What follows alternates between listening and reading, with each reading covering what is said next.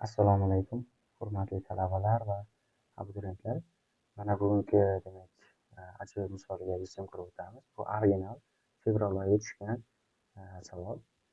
Bizga tenglamalar sistemasi berilibdi va tenglamalar sistemasida birinchi bo'lib nechta yechimga ega degan savol berilyapti va tenglamalar sistemasida yechimlar uchun x plus yning eng katta qiymati so'raladi.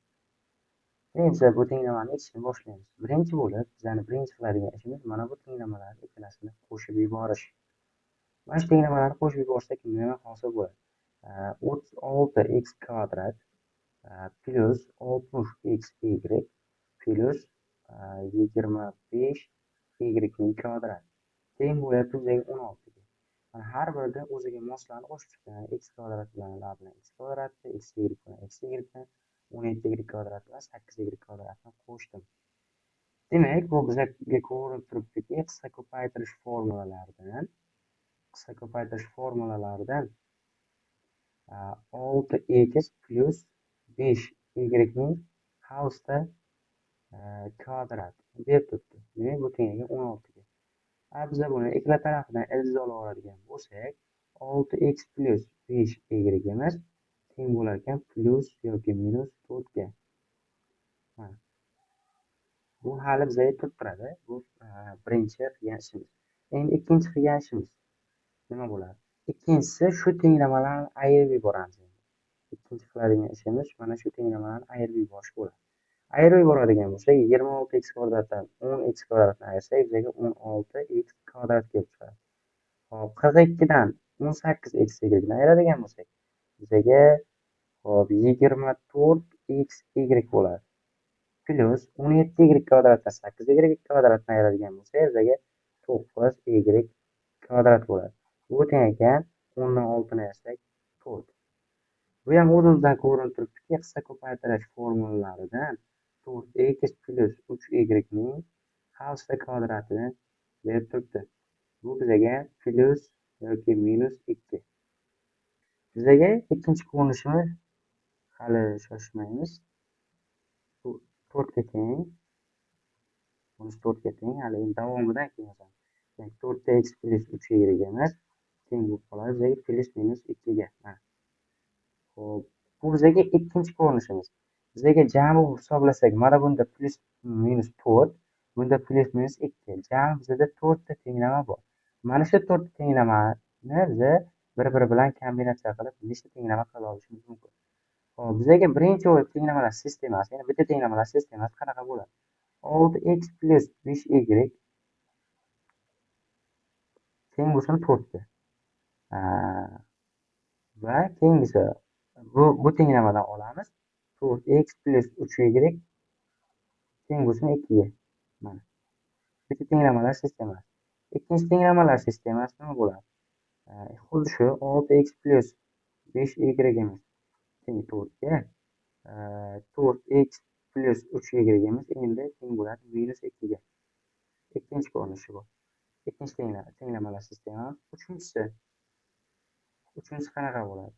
Keyingisida endi 6x plus 5y ni minus 4 deb olamiz va 4x plus 3y ni teng deymiz 2 ga. To'rtinchi tenglamalar sistemasi qanday bo'ladi? 6x plus 5y ni teng deymiz minus 4 ga va 4x plus 3y ni teng deymiz minus 2 ga. Mana.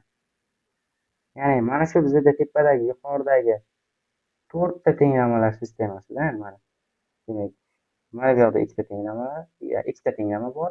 Bu yoqda ikkita tenglama bor. Bizda jami 4 ta tenglama. Mana shu 4 ta tenglamani bir-biri bilan demak, kombinatsiya orqali 4 ta tenglamalar sistemasi yaratishimiz mumkin ekan.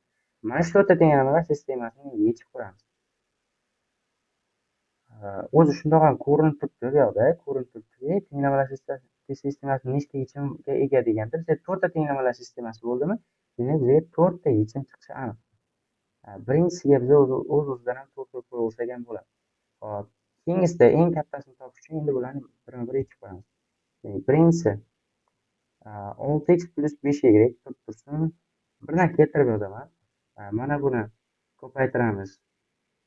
2 ga, mana buni 2 ga ko'paytiramiz va bunisini 3 ga ko'paytirib olamiz. Tepasi 12x plus 10y teng bo'lyapti 8 ga. Bunisi esa 12x plus 9y teng bo'lyapti 6 ga. Endi bu tenglarni bemalol ayirib olsak bo'ladi. Bular bilan bular qisqarib ketib 10 dan 9 dan ayiradigan bo'lsak, bizga y teng chiqadi 2 ga. Y 2 ga tengligidan x ni topmoqchi bo'lsak, xohlagan bittasiga qo'yamiz. X ni y o'rniga 2 qo'ysak nima bo'ladi? Qarang. Tenga mana oxirigacha bittasini yechib olsak, mana bu yoqqa olib kelib y o'rniga 2 qo'yamiz mana. Mana shu yoqqa 2 qo'ysak bo'ladi. 6x plus 10 ga kelib chiqyapti. Teng ekan 4 ga. 6x teng bo'ladi minus 6 ga. Bu yoqdan x ni topadigan bo'lsak minus 1. Demak, bu tenglamamizning yechimi minus 1 u 2. Minus 1 u 2. Endi ikkinchi tenglamamizni o'tamiz. Ikkinchi tenglamamiz. Hop, x plus y ning eng katta qiymatini topishimiz kerak. Keyingisi, bunday yig'indisini hisoblab qo'yaylik. Mayli, x plus y ning yig'indisini hisoblab qo'ysak 2 minus 1 bo'ladi. Shuni javob 1. Ikkinchi tenglamamiz necha? Ikkinchi tenglamamizda xuddi shunaqa, hammasini baribir bir xilga ko'paytiramiz. Buni 2 ga, bunisini 3 ga ko'paytiramiz. Hammasi shunaqa. Chunki biz bittasini, ya'ni yo x ni yo y ni ayirganimizda yoki tenglamalar sistemasini qo'shganimizda, bittasi yo'qolib ketishi kerak. Bunisini 3 ga. Buni ham buni 2 ga, mana bunisini 3 ga ko'paytirib olamiz. Ikkinchi tenglamani yechsak, 12x plus 10y teng bo'ladi 8 ga. Bunisida 12x plus 9y teng bo'ladi nechiga? Demak, 3 ga ko'paytirsak minus 6 ga.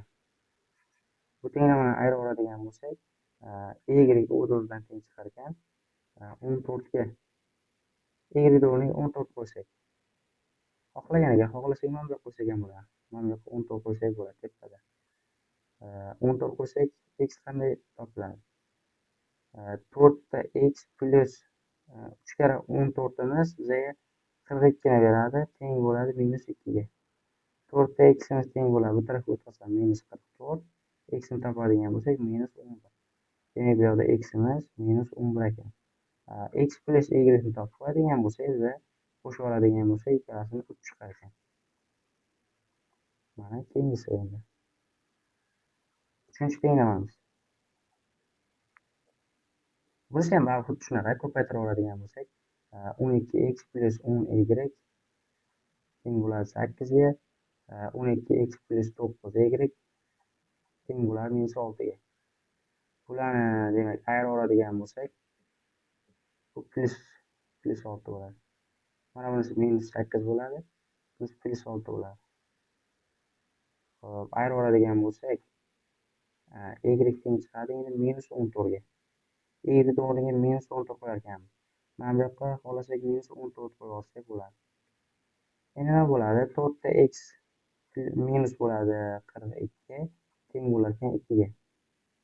Hop, 4 ta x teng 44 bo'lar ekan. X ni topadigan bo'lsak minus plus 11 bo'ladi. Bu yoqda x teng 11, x plus y ni topib qo'yadigan bo'lsak minus 3 chiqar ekan mana. To'rtinchi va yakuniy tenglamamiz. To'rtinchi tenglamamizda ham ko'paytirib oladigan bo'lsak 6x plus 5y ko'paytiradigan bo'lsak, bu ham xuddi shunaqa 12x plus 10y teng, bunisi 12x plus 9y teng. Mana misollarga qaraymiz. Demak, 2 ni 4 ga ko'paytiramiz, 3 ni minus 2 ga ko'paytiramiz. 2 ni minus 4 ga ko'paytirsak minus 8 bo'lar ekan, bunisi minus 6 bo'lar ekan. Mana. Hop, endi bularni ham ayirib oladigan bo'lsak, 12 dan 12 ayirib 0 bo'ladi. Bunisi y teng minus 2 bo'lib qoladi. Chunki ayirgan vaqtimiz mana bunaqa holat demak bo'ladi. Minus 8 ayrilgan minus 6 bo'lib qoladi. Bundan minus 8 plus 6 bu minus 2 degan yechimimiz kelib chiqadi. Hop, x ni topishimiz kerak. Xohlagan joyimizga qo'ysak bo'ladi. Xohlasak Mana bu tenglamamizni mana bu yoqqa y ga minus 2 qo'ya olamiz. Minus 2 qo'ysak, demak 3 ni minus 2 ga ko'paytira olamiz. Shunda bizaga 4x qanday yozsam bo'ladi? 4x minus 6 teng bo'lib qoladi minus 6 ga. 4x minus 6 teng minus 6 emas minus 2 deyapti. Tepada shuni tenglamamizni minus 2 turibdi. Minus 2 mana. Demak 4x teng bo'lib qoladi. Bu tarafga o'tkazadigan bo'lsak, bu ham plusdan. Ya'ni minus 2 plus 6 bo'ladida. X ni topadigan bo'lsak, bu yoqda 1 chiqar ekanda. Chunki mana bu ikkalasini qo'shsak 4 bo'lyapti. 4 ni 4 ga bo'lsak, javobimiz bu yoqda x teng 1. X o'rniga 1 qo'ysak bo'ladi. Demak, bu yoqda 1 u minus 2 degan javob ekan. X plus y ni topadigan bo'lsak, minus 1. Xo'p, javoblarni ko'rib chiqamiz. Bu yoqda bittasida x plus y mana bunda minus 3. Bizda qanaqa javoblar bor? Minus 3 bor. Keyin mana bu yoqda 3 bor. Mana bu yoqda 1 bor. Va 3-chi tenglamamizdan minus 1 chiqdi. Bu yoqda eng katta qiymatimiz, demak javobimiz plus 3 ekan. Eng katta qiymatimiz plus 3. Haqiqatdan ham tenglamani ishlab chiqqanimizda ham to'rtta tenglamadan ham yechim chiqdi. Demak, mana bu tenglamalar sistemasining yechimlar soni ham 4 ta ekan. Va x plus y ning eng katta qiymati 3 ga teng.